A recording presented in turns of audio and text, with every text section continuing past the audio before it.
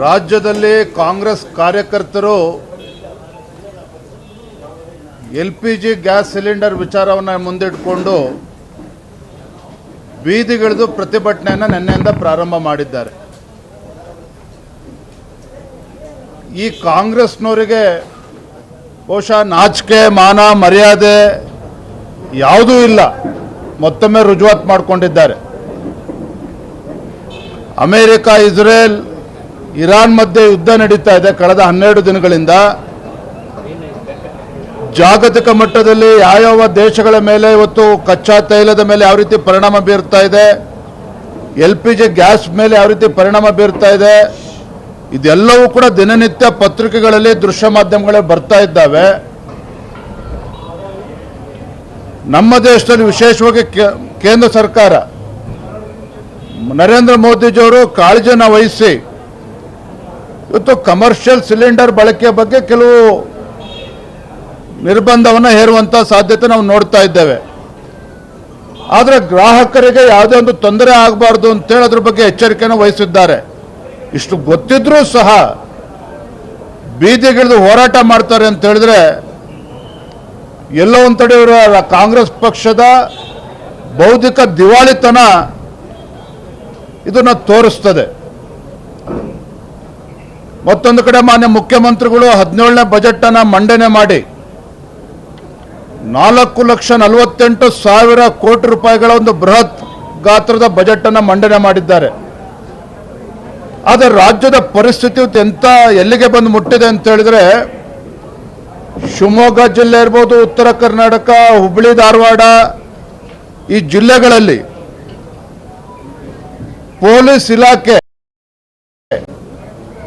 ಯಾವ ಇಲಾಖೆ ರಾಜ್ಯದ ಕಾನೂನು ಸುವ್ಯವಸ್ಥೆಯನ್ನ ಕಾಪಾಡ್ತಕ್ಕಂಥ ಒಂದು ಮಹತ್ತರ ಜವಾಬ್ದಾರಿ ಇದೆಯೋ ಆ ಪೊಲೀಸ್ ಇಲಾಖೆಗೆ ಕಳೆದ ಫೆಬ್ರವರಿ ಮಾಹೆಯ ಸಂಬಳವನ್ನು ಇವತ್ತಿಗೂ ಕೂಡ ಕೊಟ್ಟಿಲ್ಲ. ಮಾರ್ಚ್ 10ನೇ ತಾರೀಕು ಕಳೆದಿದೆ. ಇಲ್ಲಿಗೂ ಕೂಡ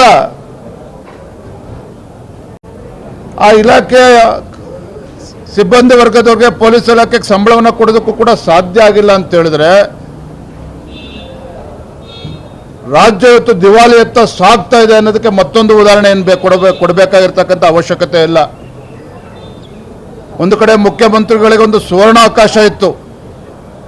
17ನೇ ಬಜೆಟ್ ಅನ್ನು ಮಂಡನೆ ಮಾಡಿದಂಥ ಸಿದ್ದರಾಮಯ್ಯನವರು ತಮ್ಮ ಸುದೀರ್ಘ ಅನುಭವವನ್ನು ರಾಜ್ಯದ ಅಭಿವೃದ್ಧಿಗೊಳಿಸ್ತಕ್ಕಂಥ ನಿಟ್ಟಿನಲ್ಲಿ ದಾರಿ ಎಳೆಯುವಂಥ ಒಂದು ಸುವರ್ಣಾವಕಾಶ ಇತ್ತು. ಅದನ್ನು ಕೂಡ ಕೈ ಚೆಲ್ಲಿ ಕುಳಿತಿದ್ದಾರೆ. ಮತ್ತೊಂದು ಕಡೆ ರಾಜ್ಯ ದಿವಾಳಿಯತ್ತ ಸಾಗ್ತಾ ಇದೆ ಅನ್ನೋದಕ್ಕೆ ಇದು ಮತ್ತೊಂದು ಹೊಸ ಉದಾಹರಣೆ ಅನ್ನೋದನ್ನ ಈ ಸಂದರ್ಭ ಹೇಳೋದಕ್ಕೆ ಇಷ್ಟಪಡ್ತೇನೆ. ಕೇಂದ್ರ ಸರ್ಕಾರ ಪರ್ಯಾಯ ವ್ಯವಸ್ಥೆಯನ್ನ ಮುಂಚೆನೆ ಮಾಡ್ಕೊಳ್ಬಹುದಿತ್ತು. ಇಂತಹದ್ದೊಂದು ವ್ಯವಸ್ಥೆ ಅಥವಾ ಇಂಥದ್ದೊಂದು ಪರಿಸ್ಥಿತಿ ಎದುರಾಗುತ್ತೆ ಅನ್ನುವಂಥದ್ದು ಗೊತ್ತಿತ್ತು ಅನ್ನುವಂಥದ್ದು ಕಾಂಗ್ರೆಸ್ ನಾಯಕರು. ಈ ಮೂರ್ಖರಿಗೆ ಕಾಂಗ್ರೆಸ್ನವ್ರಿಗೆ ಹೇಳೋದಕ್ಕೆ ಇಷ್ಟಪಡ್ತೇನೆ. ಅಮೆರಿಕ, ಇಸ್ರೇಲ್, ಇರಾನ್ ಮೇಲೆ ಇವತ್ತೇನು ಯುದ್ಧವನ್ನ ಘೋಷಣೆ ಮಾಡಿದ್ದಾರೆ, ಒಂದು ತಿಂಗಳು ಮುಂಚಿತವಾಗಲಿ ಅಥವಾ ಒಂದು ವಾರ ಮುಂಚಿತವಾಗಲಿ ನರೇಂದ್ರ ಮೋದಿಯವ್ರಿಗಾಗಲಿ ಅಕ್ಕಪಕ್ಕದ ದೇಶಗಳಿಗಾಗಲಿ ಯಾರಿಗೂ ಕೂಡ ಹೇಳಿಲ್ಲ. ಯುದ್ಧ ಇದು ತತ್ಕ್ಷಣ ಶುರುವಾಗಿರುವಂಥದ್ದು, ಯಾರೂ ಕೂಡ ನಿರೀಕ್ಷೆ ಮಾಡಿರಲ್ಲ. ಇಂಥ ಕನಿಷ್ಠ ವಿಚಾರಗಳನ್ನು ಕೂಡ ಅರ್ಥ ಮಾಡ್ಕೊಳ್ದೇ ಇರತಕ್ಕಂಥ ಪರಿಸ್ಥಿತಿಗೊತ್ತು ಕಾಂಗ್ರೆಸ್ ಪಕ್ಷ ಬಂದು ತಲುಪಿರುವಂಥದ್ದು. ಸಮಸ್ಯೆ ಉಂಟಾಗದ ರೀತಿಯಲ್ಲಿ ನಿಭಾಯಿಸುವಂಥದ್ದು ಸರ್ಕಾರಗಳ ಜವಾಬ್ದಾರಿ ಅಲ್ವಾ ಸರ್?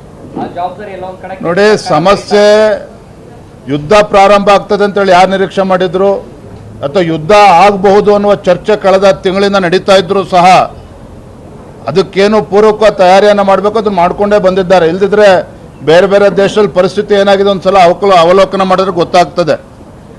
ಅದು ನನಗೆ ವಿಶ್ವಾಸ ಇದೆ, ಬರುವಂಥ ಕೆಲವು ದಿನಗಳಲ್ಲಿ ವಾತಾವರಣ ಸರಿಯಾಗಿ ಹೋಗ್ತದೆ, ಹತೋಟಿ ತರುವಂಥ ಕೆಲಸ ಕೇಂದ್ರ ಸರ್ಕಾರ ಮಾಡ್ತದೆ.